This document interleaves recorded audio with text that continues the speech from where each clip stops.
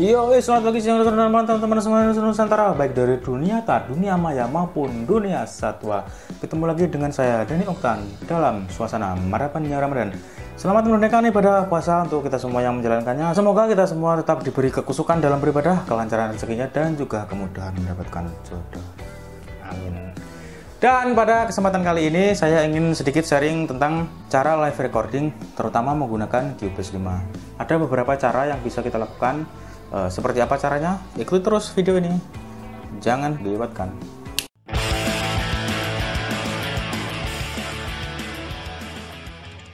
Baiklah, kali ini kita akan membahas live recording menggunakan Cubase 5. Ada beberapa cara. Cara yang pertama yaitu menggunakan mic condenser. Nah, seperti apa caranya? Jadi caranya gini.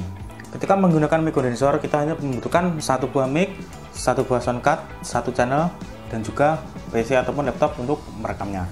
Jadi routingnya dari mic condenser masuk ke sound card, ke input sound card yang satu input itu, lalu dari sound card langsung ke kabel USB menuju laptop atau komputer kita atau PC.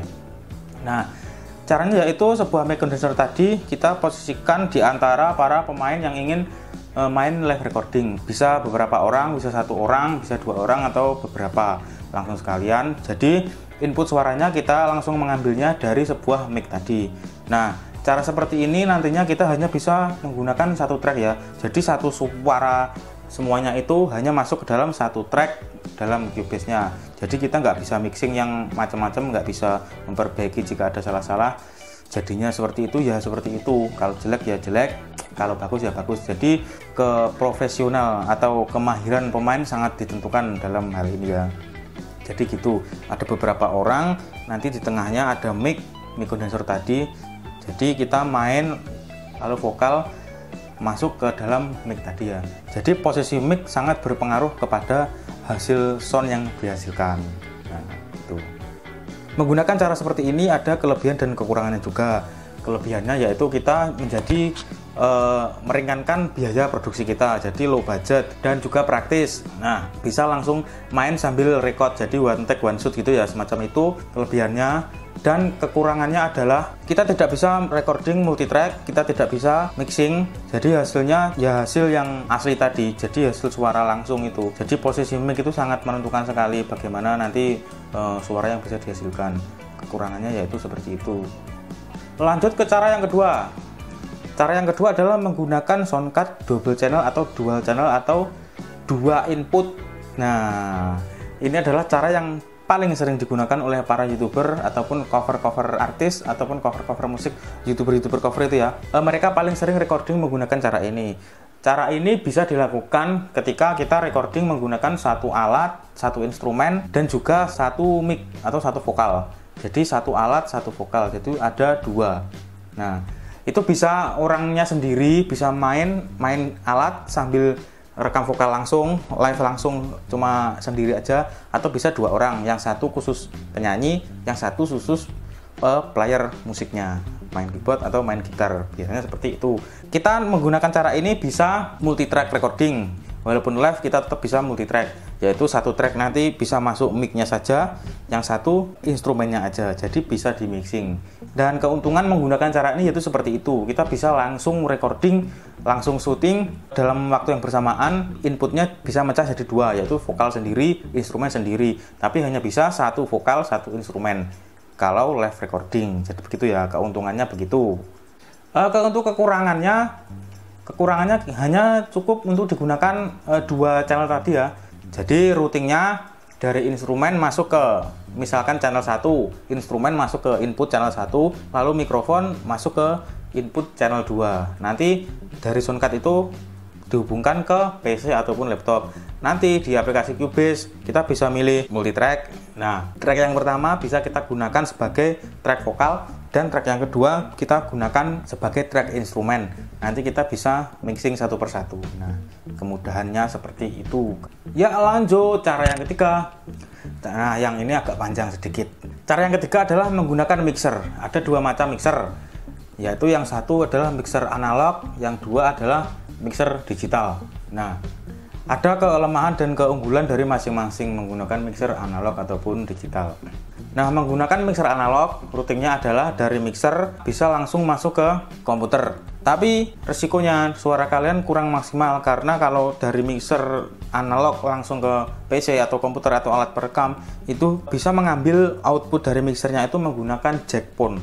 Jalur pon itu lalu kita masukkan ke laptop. Nah, itu suaranya kurang maksimal. Lebih bagus lagi kalau mixer analog, dari mixer, outputnya mixer masuk ke soundcard dulu, entah itu soundcard 1 channel atau 2 channel bisa. Jadi outputnya mixer, kalau soundcardnya 1 channel, lebih baik kita menggunakan output pon dari mixer itu masuk ke soundcard, dari soundcard masuk ke laptop atau PC. Nah, itu suaranya lebih mendingan daripada tidak melalui soundcard sama sekali.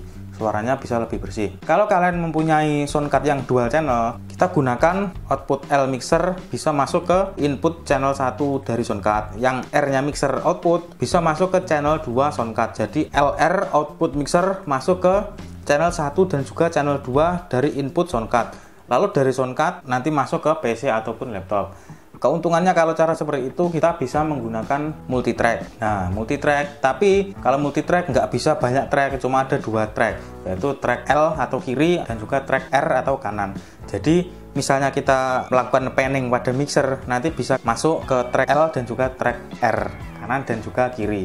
Kalau menggunakan mixer ini biasanya kita live recording lebih dari 2 orang ya, bisa 3 orang, 4 orang, 5 orang, atau dalam bentuk band, atau bisa sering di panggung itu bisa kita live recording menggunakan cara seperti ini, menggunakan mixer analog ya.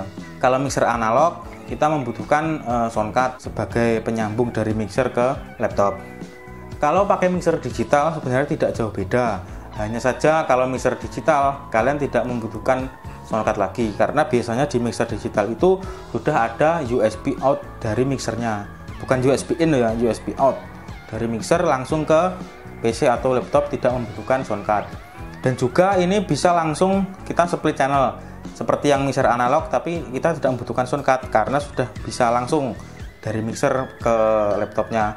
Jadi nanti kita bisa multitrack, tapi cuma 2, yaitu track kiri dan juga track kanan kalau mixer digital. Tapi kalau mixer digital yang mahal, yang harganya sudah mahal untuk kelas profesional itu ya, itu bisa langsung banyak track. Jadi bisa split track 1, 2, 3, 4, 5. Mungkin bisa 8 channel sekalian, itu bisa kalau mixernya digital yang mahal itu ya. Jadi ada beberapa instrumen 1, 2, 3, 4, 5 sampai sekian, dan nanti bisa langsung masuk ke track di DAW-nya, di Cubase-nya itu ya. Bisa langsung mecah track, multi track namanya. Itu kalau live recording menggunakan mixer digital. Mixer analog dan digital sebenarnya hampir sama saja, cuman kalau mixer digital itu kelebihannya tidak membutuhkan soundcard untuk menghubungkan antara mixer ke laptop atau PC. Kalau mixer analog kita membutuhkan soundcard agar suaranya lebih bagus, karena kita mengambil out dari mixer, outnya mixer analog tadi kita masukkan soundcard, baru kita masuk ke laptop ataupun PC. Kalau mixer digital nggak perlu karena ada USB outnya. Tapi juga itu harganya sangat jauh berbeda dari mixer analog dan digital. Dan cara ini digunakan untuk beberapa orang itu ya, biasanya live recording yang di panggung atau acara-acara itu biasanya menggunakan seperti ini. Kalau YouTuber jarang sih menggunakan cara seperti ini. Mungkin ada beberapa, kalau mungkin yang musik-musik yang banyak player itu kalau mau live recording harus menggunakan mixer ya. Next, cara selanjutnya, cara yang keempat, cara yang paling mahal di antara cara-cara sebelumnya, yaitu menggunakan soundcard yang banyak channel.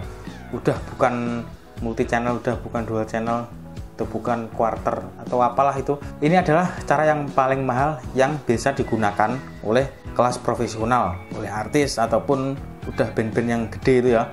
Kita menggunakan soundcard yang banyak channel, bisa 4 channel, ada 8 channel, ada 16 channel. Nah itu udah mahal, itu udah nggak terjangkau lagi, bukan low budget tapi high budget, tapi hasilnya udah luar biasa. Itu bisa digunakan untuk live recording langsung multitrack.